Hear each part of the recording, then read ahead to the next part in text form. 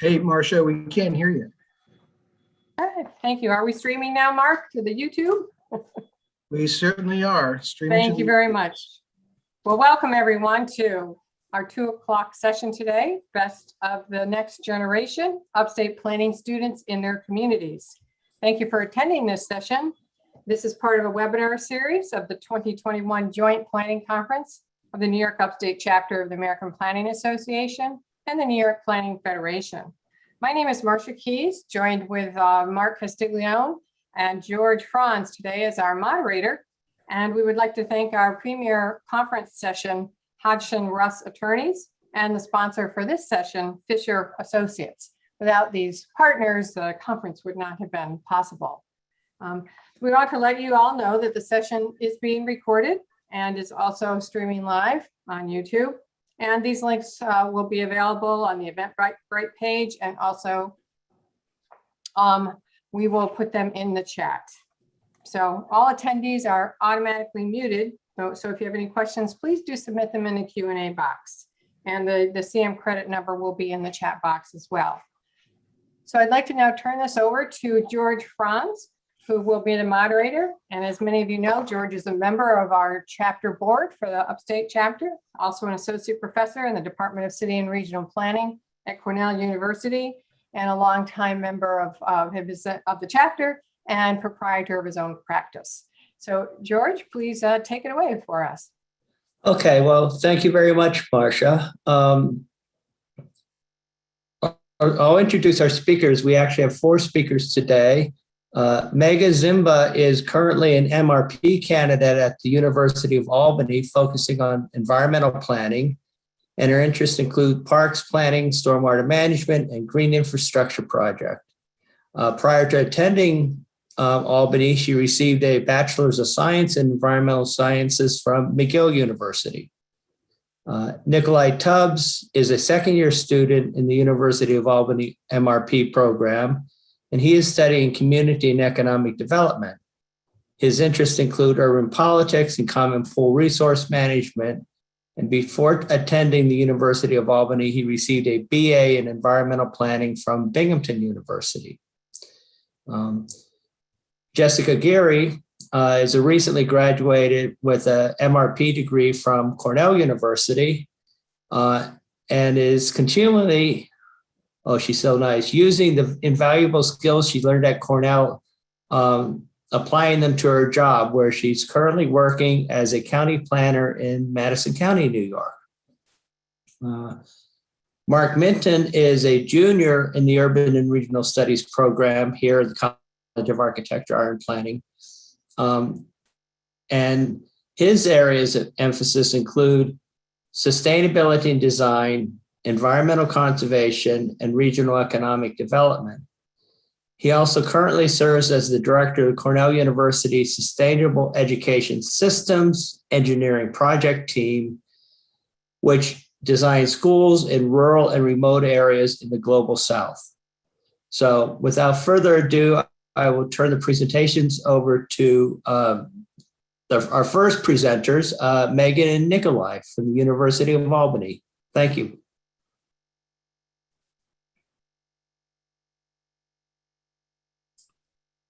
Okay, thank you very much for that introduction.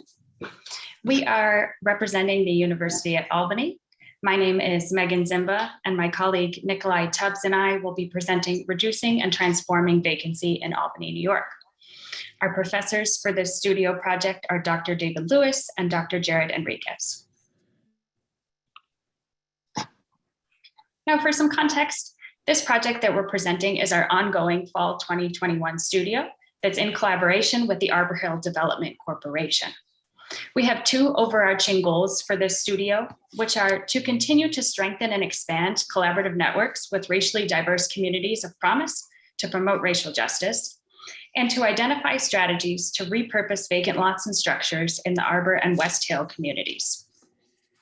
As part of our departmental mission, we aim to engage with projects that seek to create ladders of opportunity for youth in these neighborhoods. Now, we chose this picture for the slide because we thought that it did a good job of encapsulating the many facets of these 2 communities. In this one picture, we can see the complexity of the neighborhood in the vacancy issue that's present on both sides of the street. You can see vacant lots. The environmental hazard that is the former Answers plant, at one point burned 350 tons of trash each day. And on the left-hand side, you can see the New York State Homes and Community Renewal Supported Apartment Building for formerly homeless individuals with serious mental illness or substance abuse issues. And lastly, at the very end of the picture is the DEC headquarters. So this is all happening within one neighborhood.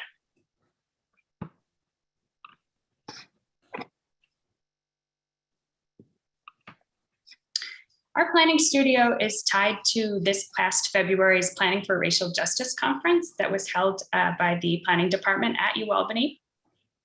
And the goals of that conference were to kick off a series of planning studios focused on planning for racial justice, and that was part of the impetus for this planning studio, to address the lack of people of color in planning, which is particularly true in upstate New York, as well as other non-major metropolitan areas in the Northeast and Midwest, and the lack of their perspectives in the canon of planning theory and history.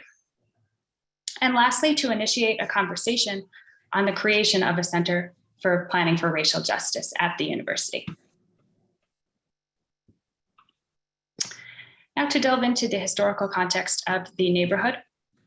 In Albany, African Americans represent 1/3 of the population, but mainly reside within 3 neighborhoods.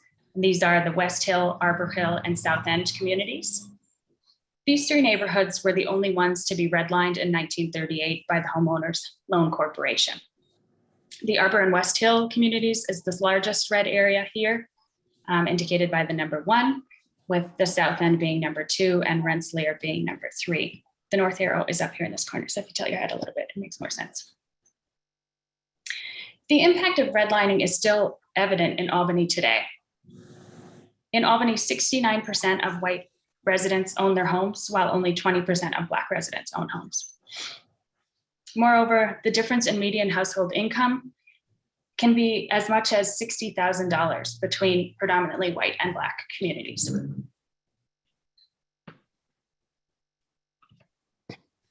This next set of aerial photographs shows that, like many cities, Albany has a visible legacy of highway construction and urban renewal. These pictures illustrate the changes that occurred in the urban structure between 1952 and 1978. Most notably, you can see the construction of the Empire State Plaza 787 and I-90 interchanges.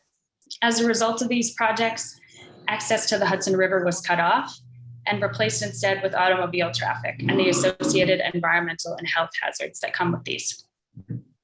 The star on the second image here indicates Henry Johnson Boulevard, which is one of the main arterials that runs through Arbor and West Hill, and one of the commercial corridors we're focusing on in our studio project. So Nikolai will come back to that in a few slides. This next map shows the vacant areas in Arbor and West Hill, the red indicating vacancy. It is important to note that the larger red areas towards the outside may in fact be open space, as is the case with a few of these, like the Corning Preserve. That's just what GIS flagged. But the smaller parcels here are indeed vacant properties, and it shows the heavy concentration of vacancy within the neighborhood. These vacancies can be attributed to restructuring, white flight, and urban renewal that hollowed out Arbor and West Hill, creating a residential vacancy crisis. And the word crisis is not hyperbolic in this context. A 2019 study by Brandeis University found that Arbor Hill is one of the lowest opportunity neighborhoods based on graduation rates, health insurance coverage, income, and other factors in the nation for children. So lastly, some neighborhood context. While technically within the boundaries of the Arbor Hill Development Corporation service area, for this studio project, the area to the east of Pearl Street and to the west of Everett Road have been excluded. And this is because the warehouse district has a unique character and looks to create a mixed-use, walkable area that retains its existing industrial structures. It has a variety of businesses that are established in the area already, like pubs and breweries. And this leaves Arbor Hill and West Hill between 2 extremes.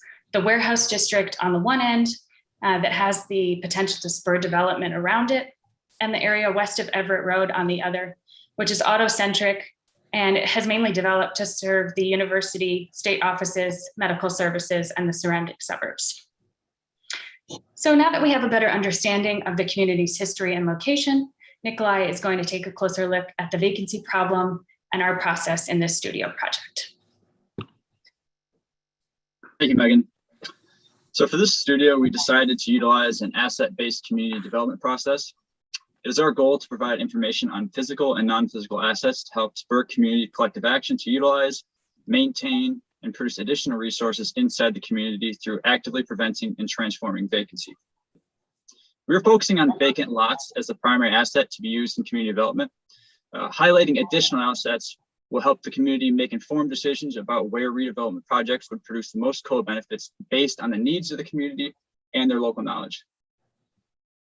We see the primary benefit of asset-based development being that the community uses their local knowledge to help identify assets and invest time and resources into projects of their choosing. Part of this includes giving us feedback on our own work. So the image on the right is an aerial view of the first area shown in the presentation. What you could not originally see was community assets, so a basketball court and a community garden that exists within a multi-hazard neighborhood that includes the shuttered power plant, a parking garage, the larger vacancy problem, just to name a few. This really illustrates the complexity of crafting targeted interventions in a community like Arbor and West Hill. Next slide, please.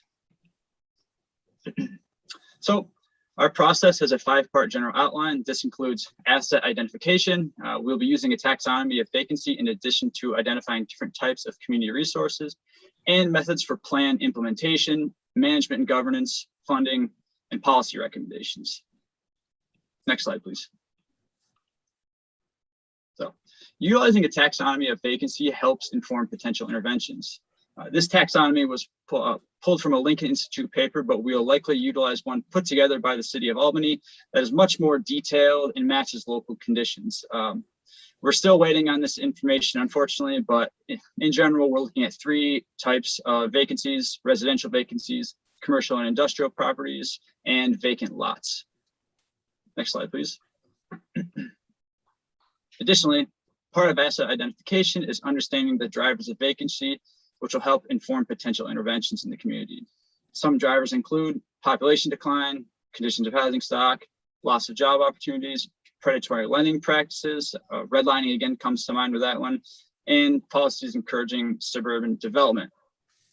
For example, the image on the left shows the area around the elevated portion of Henry Johnson Boulevard, one of the focus areas we highlighted earlier.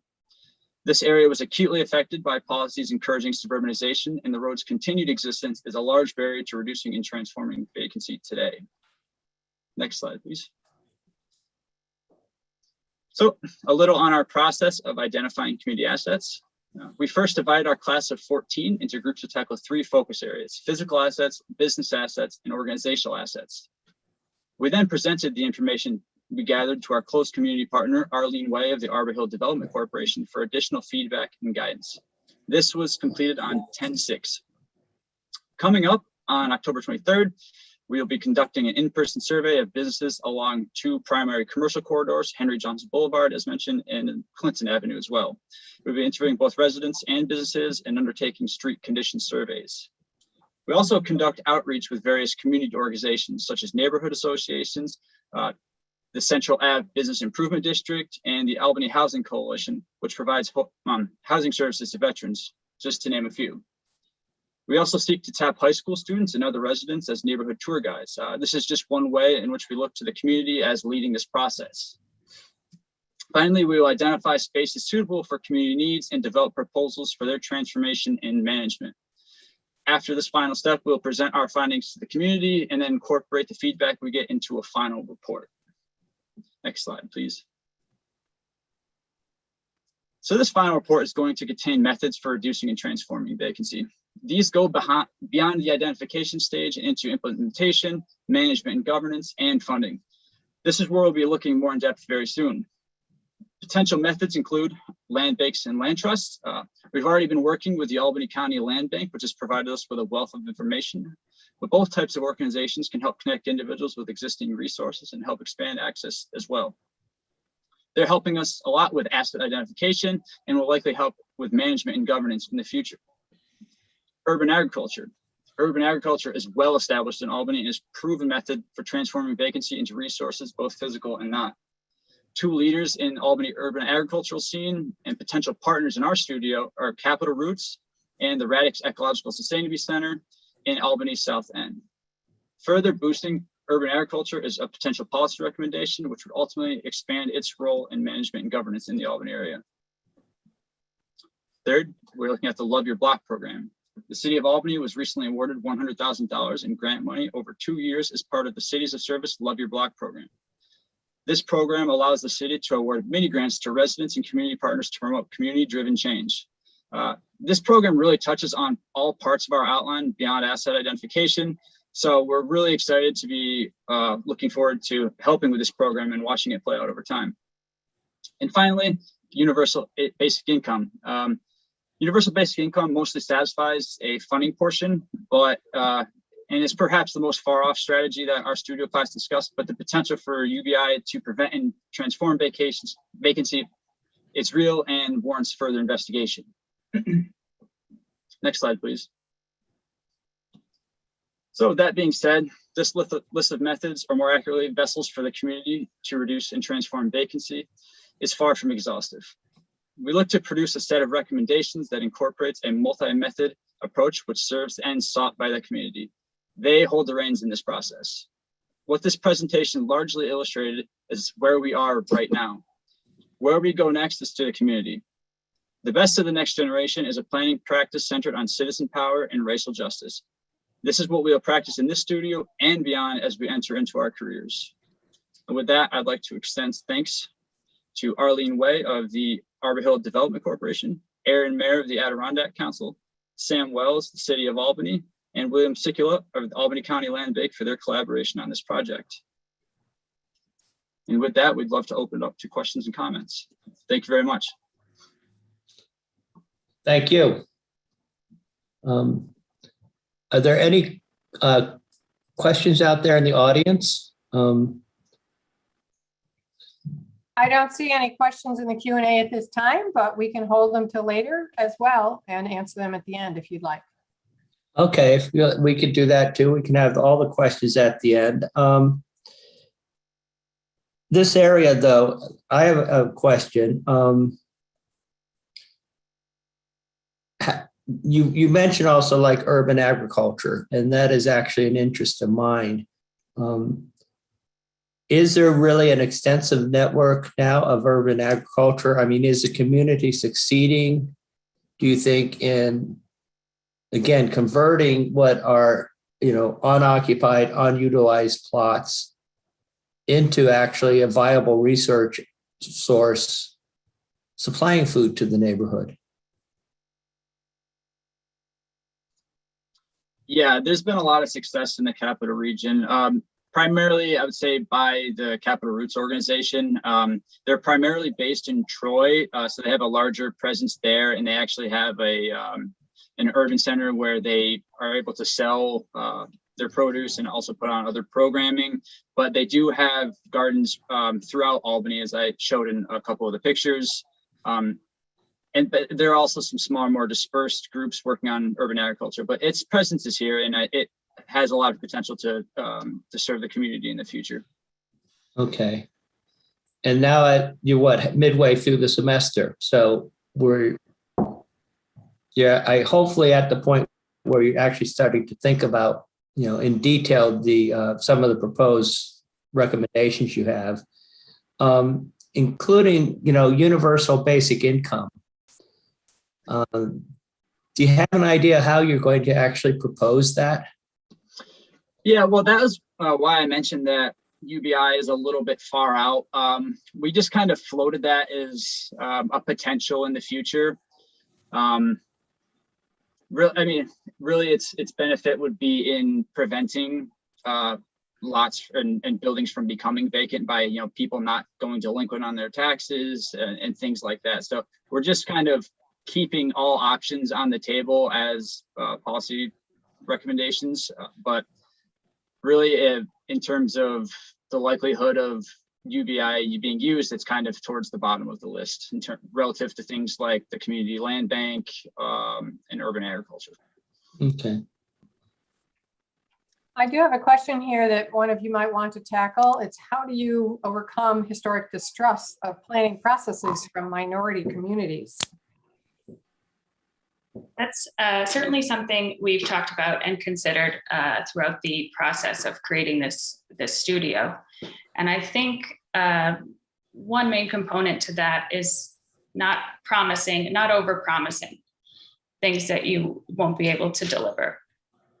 And the other component to that and how we've gone about this studio is over the years with Arlene Way and with Aaron Mayer, there's a relationship that's been built there between Professor Lewis and themselves, and building off of that relationship and that trust, and using Arlene and her contacts to interact and engage with the community in a way that's productive for everyone. Okay, that's actually a very good point, I think. This is not like the class walking into the neighborhood cold, but rather there is some sort of relationship between University of Albany and the neighborhood. Yeah, we've really had to leverage that, especially with COVID. Just kind of showing up is even riskier nowadays. So we've really leaned on the relationship we have established already. And another thing that we're really trying to impart is that, we're students, so we're there to learn as much as we are to help out the community. So it really kind of levels the playing field. It's not, we're not talking down to members of the community. And I think that will go a long way in helping us be successful. And I have one other question that's in line with that, asking if you have used any previous UAlbany studio projects relating to vacant housing, and if you found them useful. And you may not have had a chance to look at all of them yet, so perhaps a loaded question, but have you looked at other vacant housing studies? We did as a class, yes, review previous studies, but I myself did not look over the previous UAlbany studio. We sort of divided up that workload. So other members of our studio did, yes. Okay. Okay, that's all the questions we have, George. So why don't you move How about on? there's two in the Q&A. Those were the two. Those were the two I just had. Oh, okay, Okay. good. All right. Okay. Well, thank you very much, Megan and Nikolai. And very, very good project. You have my interest in it. So, so next, let me just bring them up. Jessica and Mark Minton. Let's see, am I sharing screen here? Sorry.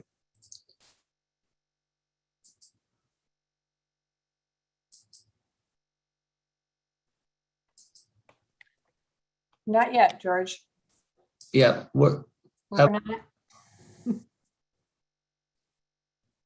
you would think after, you still don't see it. Okay. Not yet. Okay.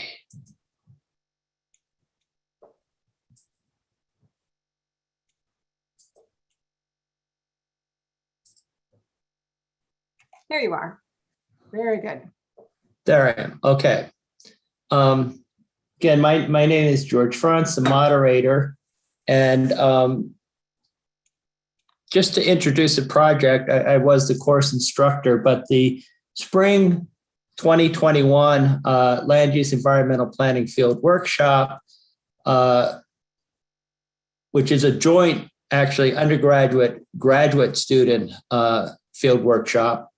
The students were given the task of preparing, as part of a much larger plan, a catalog and assessment of local land use regulations in the 720 square mile Seneca-Keuka Lake watershed area, as well as analysis and population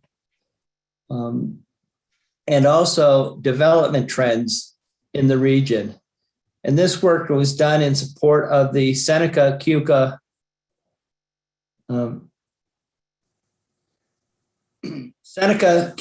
Watershed 9-element plan, which is a multi-agency jurisdictional regional planning project sponsored by the Seneca Watershed Intermunicipal Organization, which is sort of the lead organization, and also the Keuka Watershed Improvement Cooperative. And SWIO and QUIC are actually two regional municipal consortiums with member towns. SWIO, of course, represents Seneca Lake, and QUIC, the Keuka Lake watershed. So, excuse me, I'll turn it over now to Jessica, and she will start the presentation. Thank you. Thanks, George. So first off, what is a 9-element plan? Well, a 9-element plan details the community's water quality concerns and addresses strategies in that plan. And so there are 9 components, obviously, to the plan, and one of the biggest one being stakeholder input. The second being quantifying pollutant loads and sources, setting pollutant reduction goals, identifying best management practices, implementation of the schedule and funding, measurements of implementation progress, monitoring, and evaluation.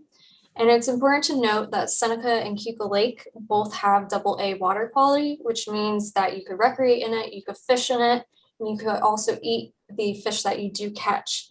And we ultimately want to ensure that the water continues to be of high quality as the region develops. 9-element plans are also becoming very popular around New York State, and so the methods that we have used could definitely be applied in other regions.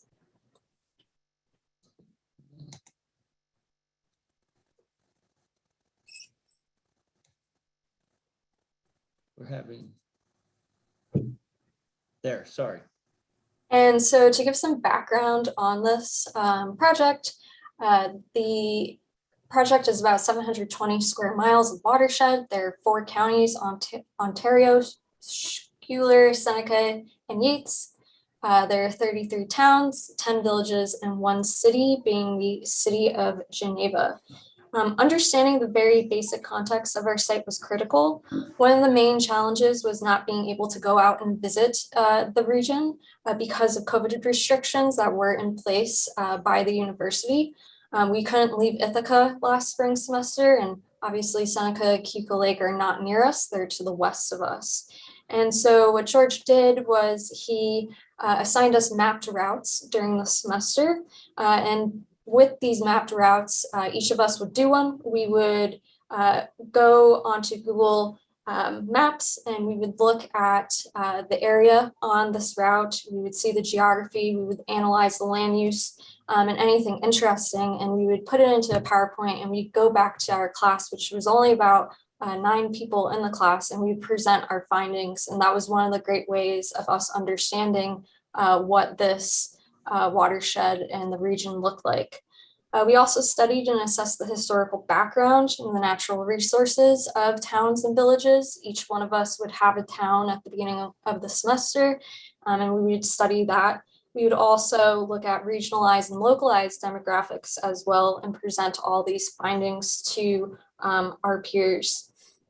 And the skills we used to find out where historical sites were by going onto the National Park Service website or going onto the USGS website to determine where wetlands were in the region is ultimately very beneficial when you think about planning in even the real world.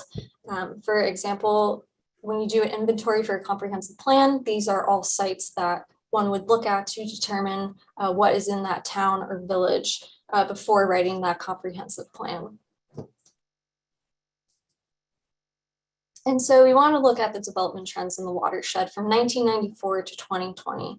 And one of the biggest findings was the largest development trend was residential, which was about 69%, followed by agricultural development at 10%. So new agricultural spots occurring, as well as commercial at 9%. Also, we were interested as well into noticing that viticulture has also become very popular as well. And so as this is really neat of a statistic, we actually wanted to see where the development is actually occurring within the region visually.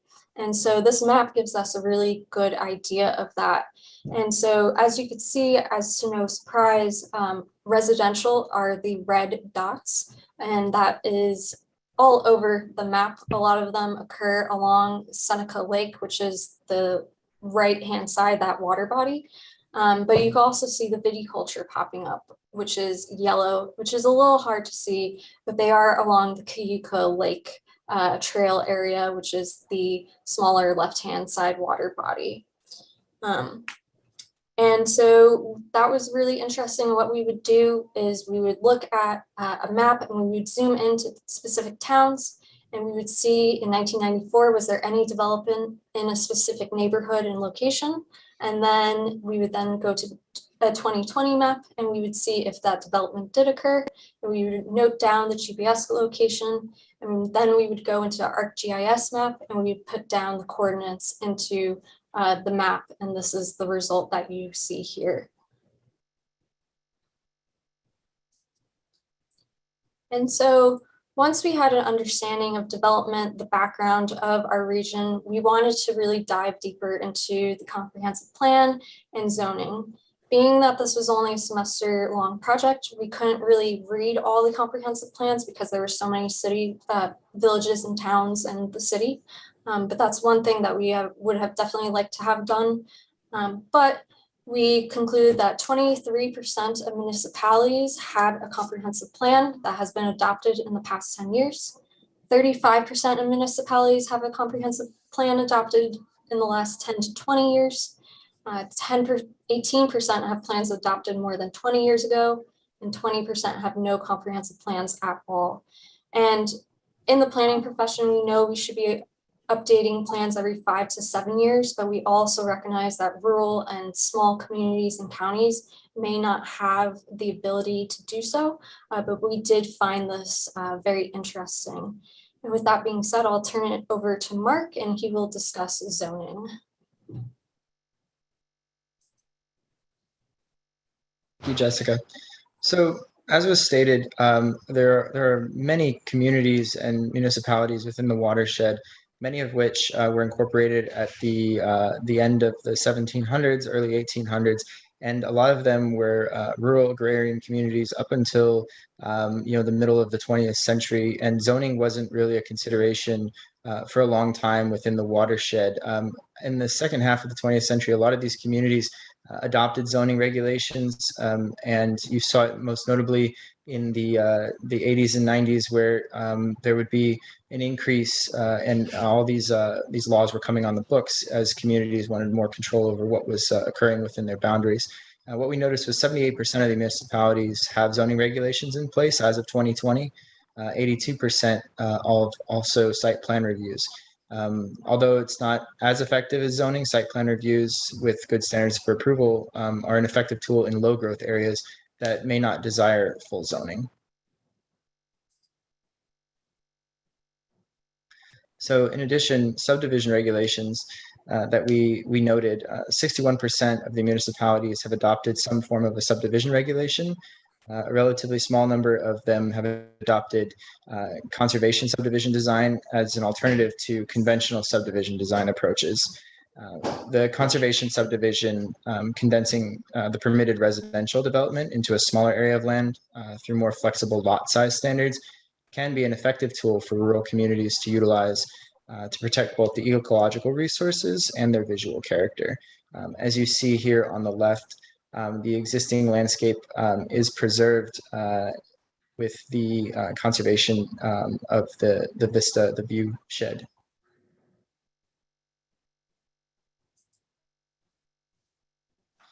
So 50% of the municipalities have some form of erosion and sedimentation control law in place. Additionally, another half have wastewater management code in place.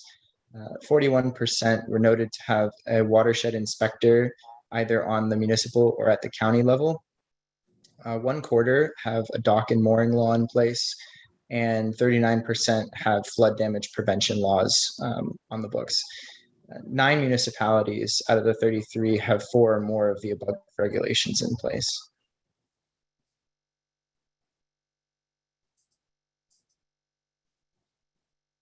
So a little bit about these regulations.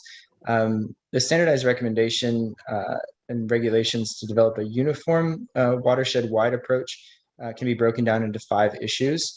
The first is that a designated watershed inspector is recommended to assess and monitor the water quality of the lakes to strengthen the local capacity for the successful management and protection of the watersheds.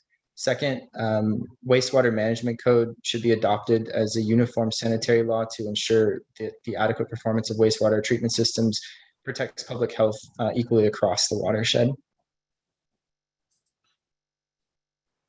Third, erosion and sedimentation control. We recommend that special regulations on steep slopes to control development and avoid runoff, which will help reduce erosion and protect the overall water quality. Fourth, flood damage prevention to protect the water quality through limiting and regulating certain types of development uses within the floodplains within the watershed.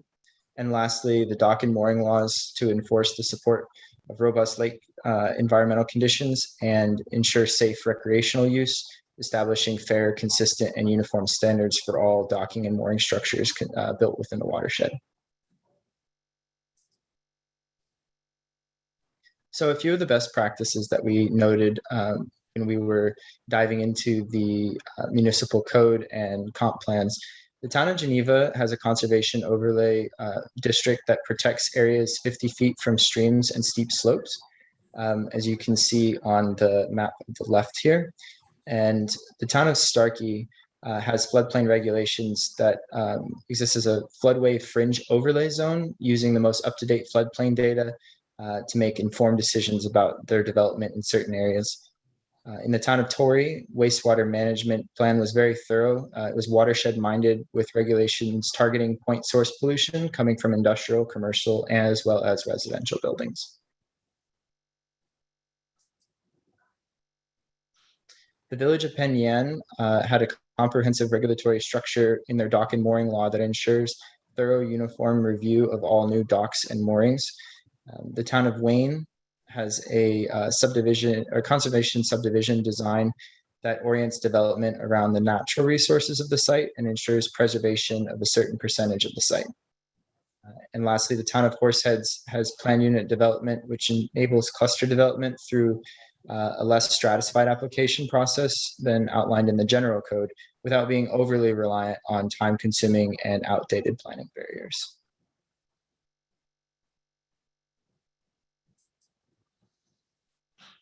So our recommendations overall broken down are to update comprehensive plans to promote and support that even as it may be difficult to meet that 7-year guide, the 5 to 7 year guide, being able to look at those and update them to ensure that they're in line with the other communities as best as possible. To promote new and updated zoning codes, the adoption of conservation overlay districts, updated flood damage prevention laws and floodplain development standards, region-wide adoption of erosion and sediment control standards, the region-wide employment of watershed inspectors at the municipal or county level, the adoption of cluster conservation subdivision approaches, and region-wide adoption of dock and mooring laws.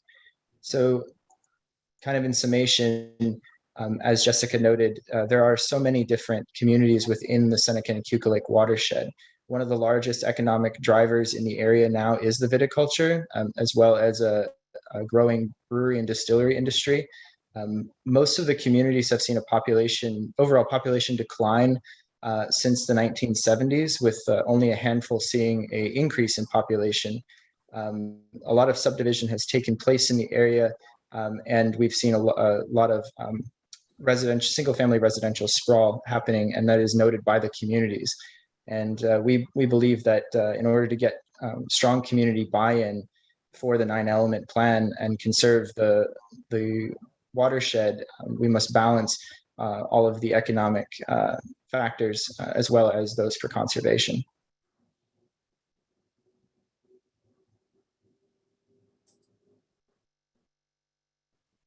Okay, thank you, Mark and Jessica. Does anybody have any questions? We have a couple questions in the Q&A. The first is, how did you quantify pollutant loads and set reduction targets? Yeah, so I don't know, George, if you want to answer that, but Yeah, I can let you guys off the hook on this one. The Cornell team is doing this one portion of the 9-element plan.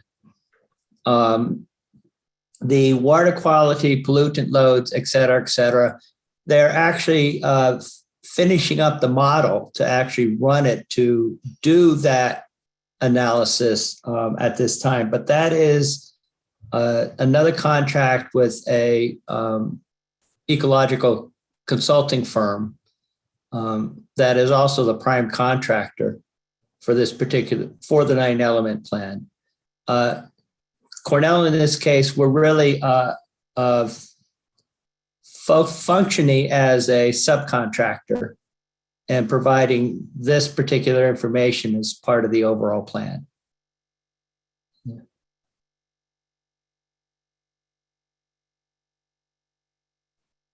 I'd like to answer Benjamin's question on sewage and septic systems.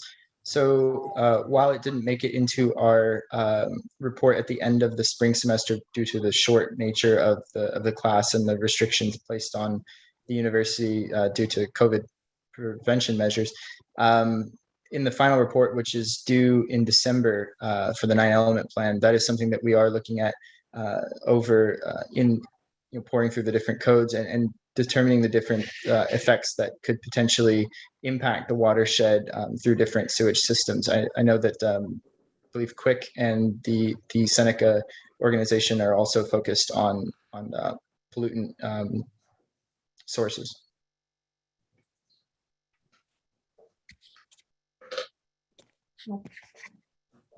Okay, are there any other questions out there from anyone in the audience? We're monitoring the Q&A and we're also monitoring the chat if anyone ends up putting one in there.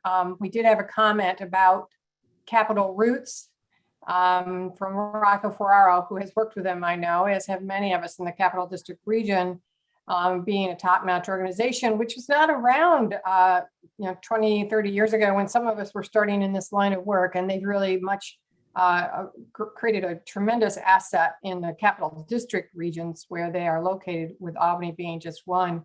And there's a comment here from someone Buffalo saying there's a similar organization in Buffalo named PUSH, which some of you may be familiar with, and I'm sure Cornell has the same. So these are very different types of projects, of course. One of my comments is just that, wow, what a scale, what a scope between these two projects, which I think just goes to show that our students and our planning departments are really capable of doing these large scale 720 square miles of territory, and yet working very concentrated in neighborhoods within a city such as Albany or others, where the work that they're doing is really providing great community assets and great data collection and good information. So my applause to all of you in that regard, because it's quite, we didn't particularly know what was going to come out of these students, did we, George?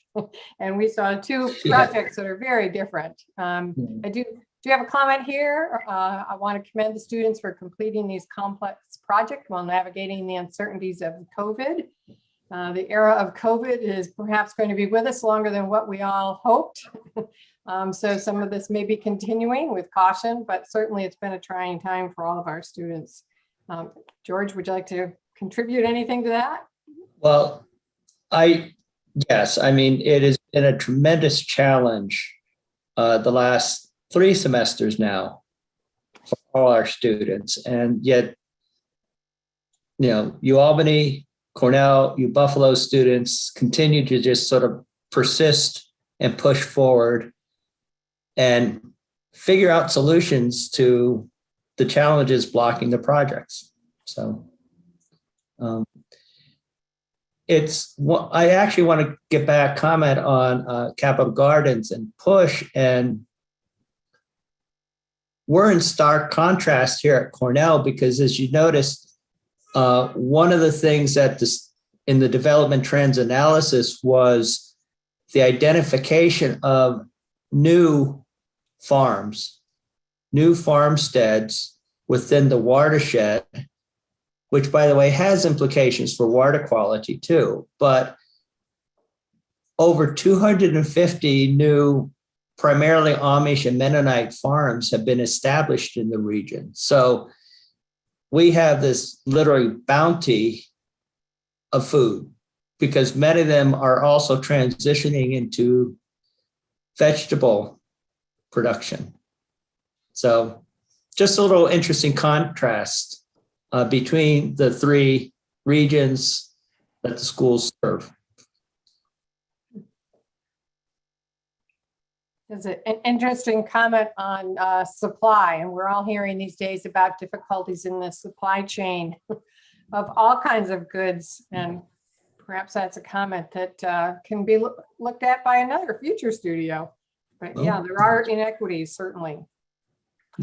Are you Albany students looking at the food desert sort of issue? Because I do know that that applies in that neighborhood where you're working. Megan or Nikolai? Yes, that is something that the physical assets team is going to be looking into. We divided into physical assets, business assets, and organizational assets. So that's the way we've broken down into groups. Are there any other questions from anyone in the audience? Comments? I see some people maybe typing.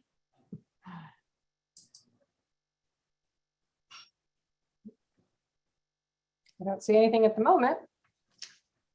Any other comments from panelists? Any questions, comments from the folks from the Finger Lakes region?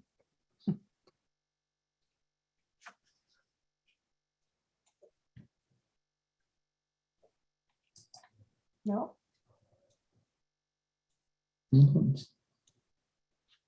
I don't see any at the moment, but we Okay. certainly appreciate everyone's time here today. The students, I'll be looking forward to seeing that final report from particularly the UAlbany students, where I happen to work, but also from the Cornell students. And so it's quite an additional body of work to be adding to the studio projects and to the communities. And obviously this particular session was about our students working in their communities, which our studios do and have done for many years. And it's very much an asset to the local communities. Actually, I also want to ask you students, if you got any insights, reflections on the presentations today, your own or the other students' presentation.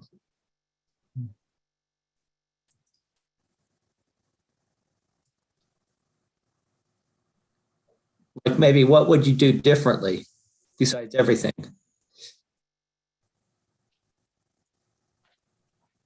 I just wanted to comment on Albany's presentation. First off, I thought it was really informative and makes me want to go do my own background research on the topic. But I think that sometimes, and I'm speaking as an undergraduate, but sometimes like a lot of these issues that you're discussing are talked about as if they occurred in the past and stayed in the past. Yet through your presentation, it's very evident that these are issues that are persisting well into the present and the future, and I think may go not ignored, but pushed to the back burner of things that are being focused on in favor of other more exciting projects that people are looking at for sustainability or green design and things. But yeah, I just really wanted to thank you for bringing that up. We do have a couple more questions rolling in. One of them was, where are the Buffalo students today? And unfortunately, they could not make it with us today or join us today. They're busy doing some student work. The second question is, could the folks from Cornell expand on how they were able to translate data gathered from aerial photos onto a usable map?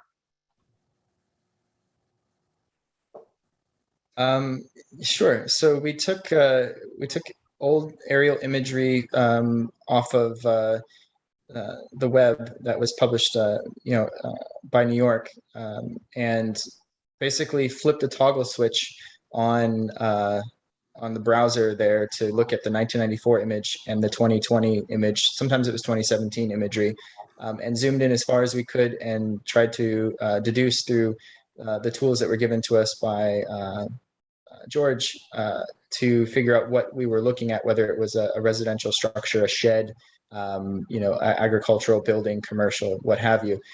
And then we took the GPS coordinates from that development site that we had cataloged and then placed it into ArcGIS, where we had a generated map overlay of the watershed. We then chose colors to represent those different types of development. And then part of what was done over the summer was to go out and verify individual sites that were maybe up in question of whether or not it was a residential or commercial structure, something like that.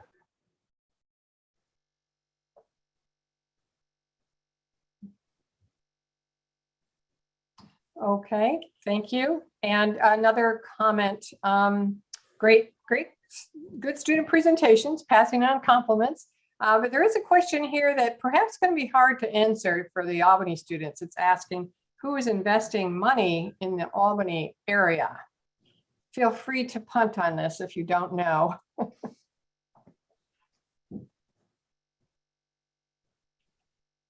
Megan or Nikolai, have you looked into that at all?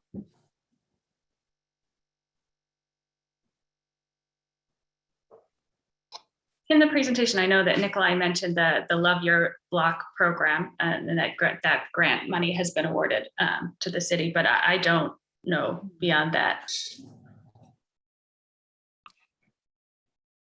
Yeah, perhaps you may not have time to do that this semester. It might be a question you look into a little bit, but for that person who asked that question, I would say that it really does depend on the area of the city of Albany. Because Albany adopted a form-based code, a hybrid form-based code just a short time ago, 3 years ago, actually that has spurred some additional investment, particularly community area in Albany called the Warehouse District, and a couple of other places, which is one area that Megan mentioned is on the southern border, or sort of one of the borders of the neighborhood that they're looking at in West Hill. And so there are pockets of investment, but not necessarily in the neighborhood that the students are looking at. And that is why this neighborhood has been selected. Whether or not that kind of development trickles into the neighborhood is yet to be seen. It may not. So it needs some concerted effort to do so. So that's perhaps beyond the students' particular issue that they're looking at the moment in this particular studio. I can comment on one development trend that's happening in the capital region is the expansion of the Global Foundries facilities up in Malta, which could have the potential of changing development patterns in the neighborhood, especially because of the location of the warehouse district next to the Arbor Hill community. Definitely has the potential to gentrify and spread into that community. So that's one thing to look for in the future.